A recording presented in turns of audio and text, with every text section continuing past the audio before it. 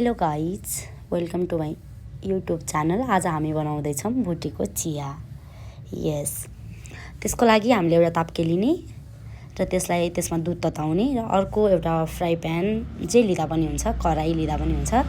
त्यसमा चाहिँ हामीले आवश्यकता अनुसार चिनी हाल्ने र त्यसमा चियापत्ती पनि जति हामीलाई चाहिन्छ त्यति चियापत्ती पनि एड गर्ने अनि त्यसलाई मजाले भुट्ने, किनकि हाम्रो भुटेको चिया हो नि त, त्यही भएर त्यसको लागि एउटा ठुलो भाँडाले चलाउने।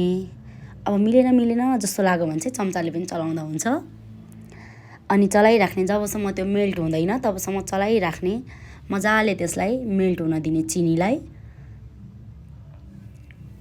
चलाइराख्ने अनि यतातिर दुध पनि उम्लिराखेको हुन्छ। अनि अब बिस्तारै त्यो दुधलाई एकदम हल्का रूपमा, नत्र भने उम्लिन्छ है, हल्का रूपमा त्यो प्यानमा चाहिँ, त्यो जुनमा चिनी चियापत्ती भुटिराखेको थियौँ हामीले, त्यसमा चाहिँ दुधलाई एड गर्ने। अब यति दुधले त चिया पुग्दैन, अनि त्यसमा फेरि एड गर्ने। अब त्यसलाई छोडिदिने उम्लिनको लागि। हल्का उमाल्यो भने चाहिँ एकदम मिठो बास्ना पनि आउँदो रहेछ अनि चिया पनि एकदम टेस्टी हुने रहेछ।